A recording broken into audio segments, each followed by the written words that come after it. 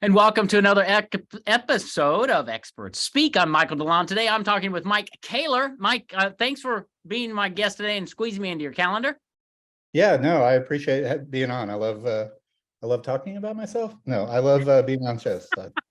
Well, that's good. We're going to let you do a little bit of that, but we're going to talk about business and business growth and marketing and everything. Mike runs a company called Smirk New Media over in Oklahoma City, and they have grown great brands and connected brands with people, and they just really do some cool things. So I'm glad you're here.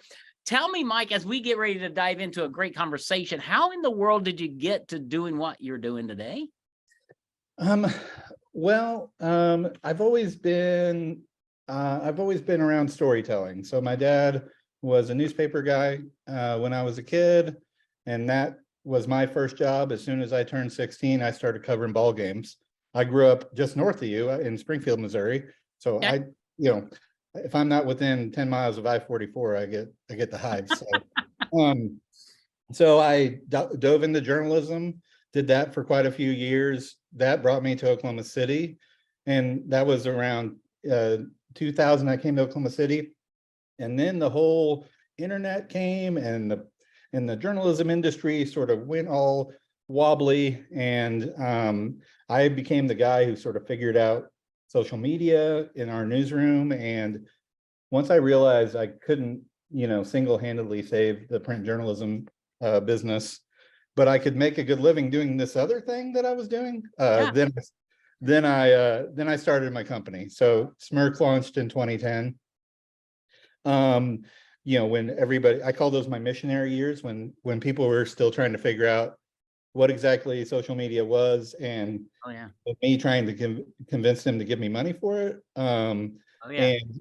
But always it's come down to, how do we tell stories about cool and interesting things, whether that be a ball game or what our clients are doing now for their customers.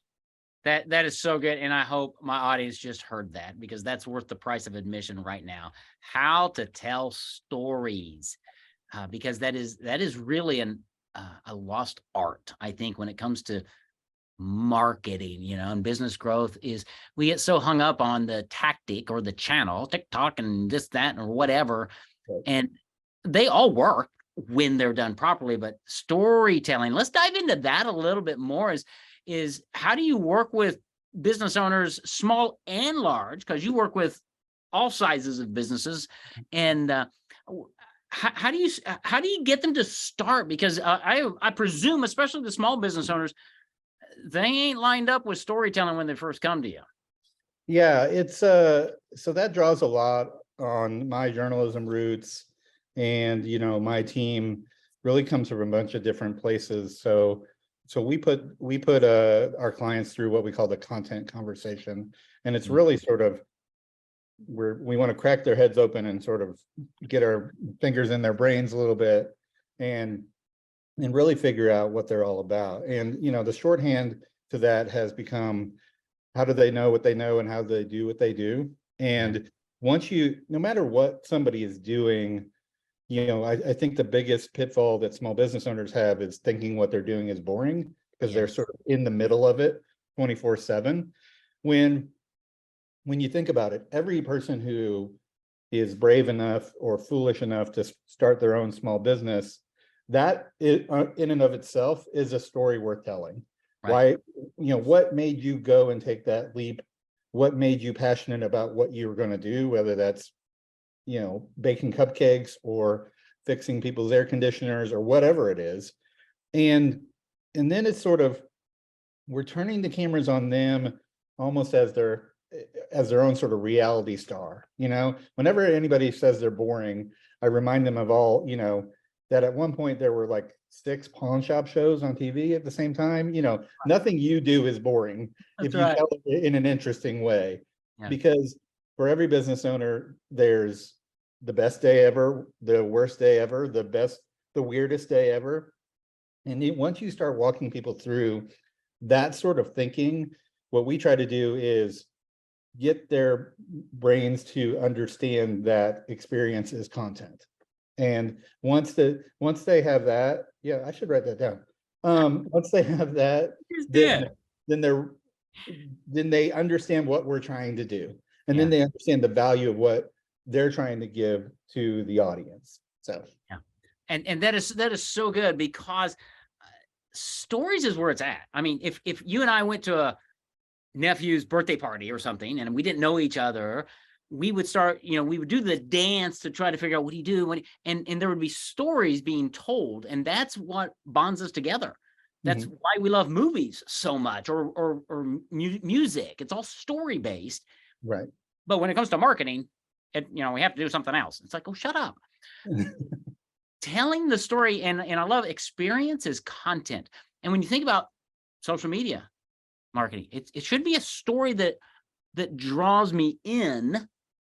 And as you do that consistently, you're painting this picture. It's like you've got this palette of paint that you're telling stories in, and you give people a little bit more and more and more, right? Yeah, I mean, that's the equation that we always talk about is, you're trading with the audience and you're giving them valuable content, whether that's entertainment or information or exclusivity or behind the scenes. And in exchange for that quality of content, they're giving you their attention and their eyeballs, and hopefully one thing leads to another, and that becomes some sort of capitalistic endeavor at the end of the day. But it's always that give and take, and that's where, and to me, that's where sort of the cream rises to the crop in our business. Is there's some people who are just creating content to meet the obligation of creating content, and then there's some people who are like, we're really going to invest time and thought and put out something good instead of put out something, period. So. Right. Well, and that's so good, because so many people fall into the category in social media. It's like, yeah, you got to put out consistency. You got to put out 3 things a week, every week, or whatever. And it's blah. Versus if you tell stories, I mean, the pawn shop things, right? On TV, or it doesn't matter, the reality, the whatever we watch, we get engaged. We start liking characters. Right. And if you can tell stories through your content of just everyday things, or about your product, people begin to like you. Right. And when they like you, they want to do business with you. It's not a transaction at that point. It's more just, this is my guy or my gal or whatever. Is that kind of how it plays out? Yeah. And honestly, I think that's why TikTok is doing so well now. I was sort of the curmudgeon about TikTok for a long time. But then, when I saw sort of how really niche content was emerging, and like really fervent audiences, behind different niches, it's exactly what you said. These are characters. These are this much of a person's head or their body dancing, and they're humans doing things. You can't go very far on social with just like, graphics, graphic images, or posts that are really unrelated to what you're doing. The ones that go far are, hey, there's this kid in the back at our hardware store. He doesn't do anything. He's really great at hardware, and he also is really great on camera talking about all the stuff that we have. And once you have something like that clicks, or just the strategy of that sort of, hey, what are we going to do? What can we be really good at? Then that's when the magic happens. Yeah. And getting away from the stoic, this is what I need to look like to be a business owner, to being, no, you're a real person. If I meet you at the ball game, I want to hang out with you, right? When Mike and I go to watch a game, I expect him to have his ball cap on. I mean, this is how we do business. Right. And it is through storytelling. And, I do a lot in my marketing, with my family. I've got, 2 older sons and my wife, and I've got 2 adopted daughters. And we're always going on daddy-daughter dates, or going to take a walk or a bike ride. I mean, they are in my newsletters, my emails, because I want people to know who I am, because I know that's going to connect with them. Right. And it's, I'm telling stories, little tiny stories, in lots of different ways, so that you know who I am. Because that to me is like the number one thing is, do you like who I am? Because if you don't, you're not going to do business with me, and I don't want you around. And that's where the trust comes in. It's sort of, that's the second punch you give them, is the quality of content, but also the trust that they have, that know what the heck you're talking about.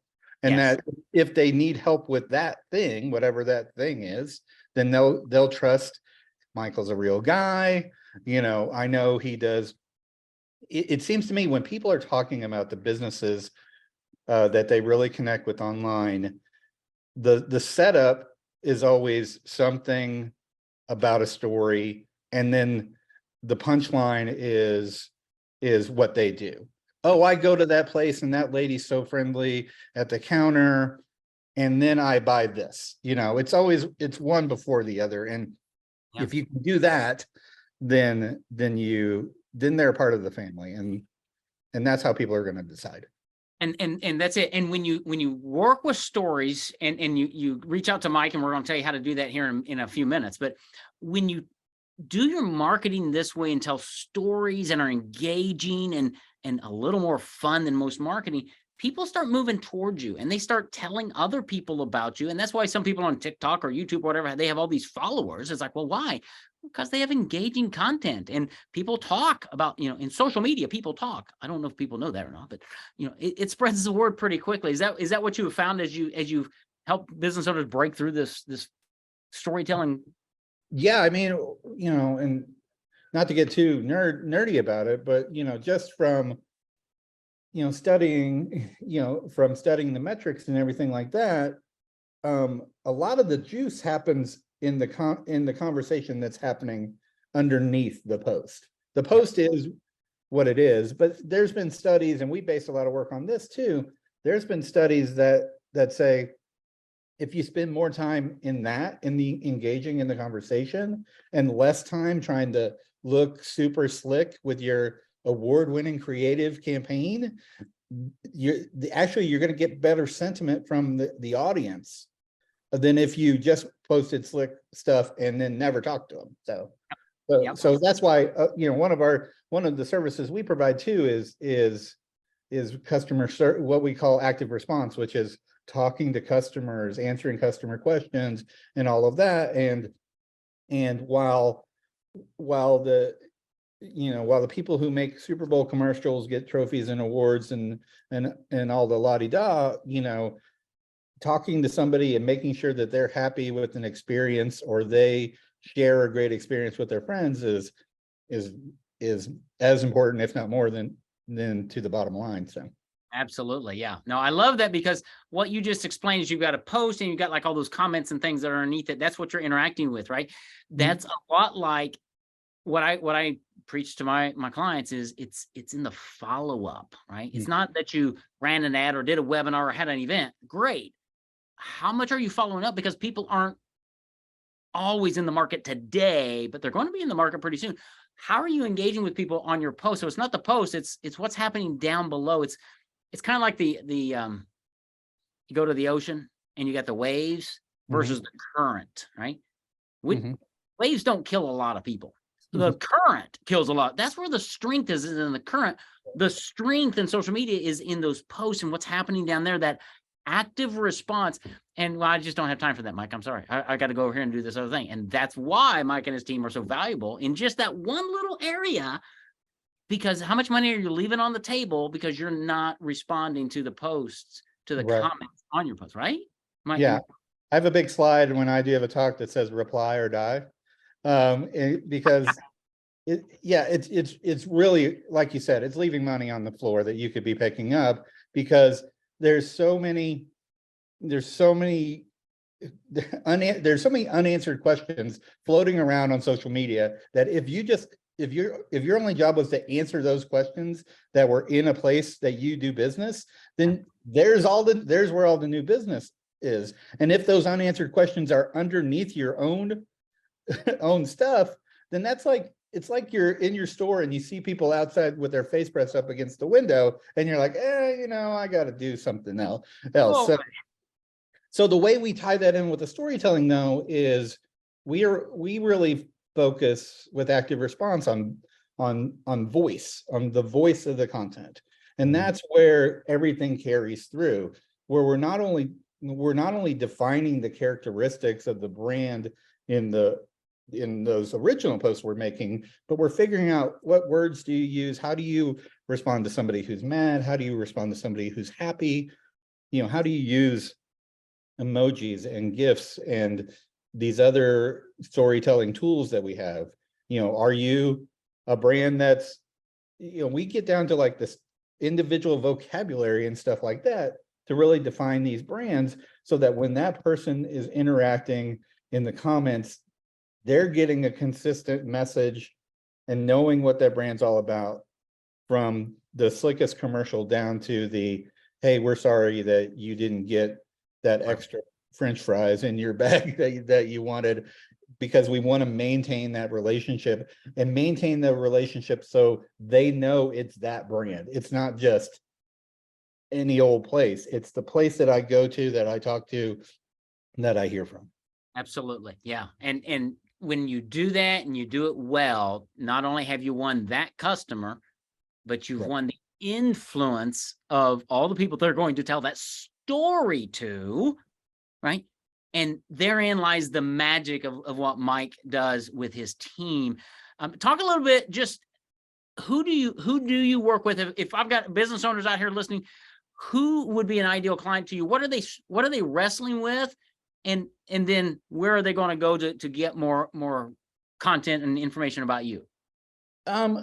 We've grown, our clients have grown up as we've grown up. So we have some big clients that we're really proud of. Sonic, who's based here in Oklahoma City, is our biggest client. We provide that active response service for them, and we really love it. But we're, ideally now we're really looking at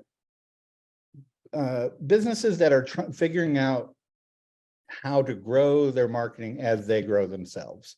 So those person who's looking to open their second, third, fourth location and doesn't understand, well, now I'm going to have 4 times as many people talking about me as I did before. And when it was just me by myself, I was freaking out. So we're really helping those people that maybe have one overwhelmed marketing person on staff, but they've got to figure out how to scale.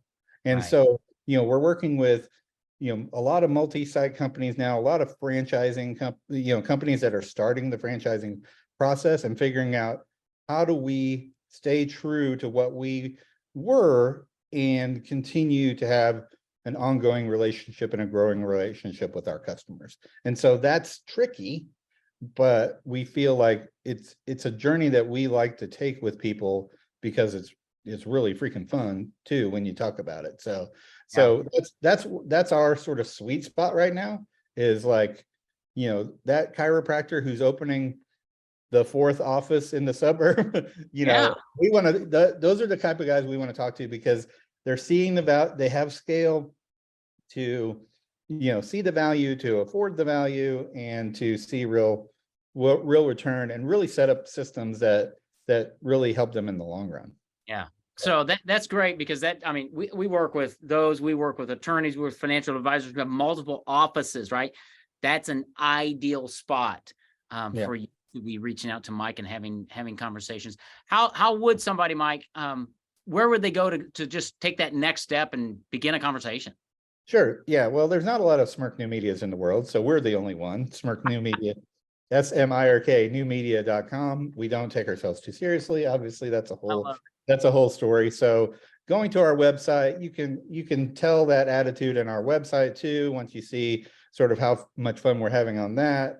So we're always looking for new clients there. Just you can just come there and fill out the contact form, and I'll talk to you are a testament to, I will talk to anybody for a half an hour for free. And then they can find me. I'm MKOKC on all of my socials. I'll be spending this week just talking about college softball probably. And then, but I'm always happy to talk to people about how they want to tell the story about their business.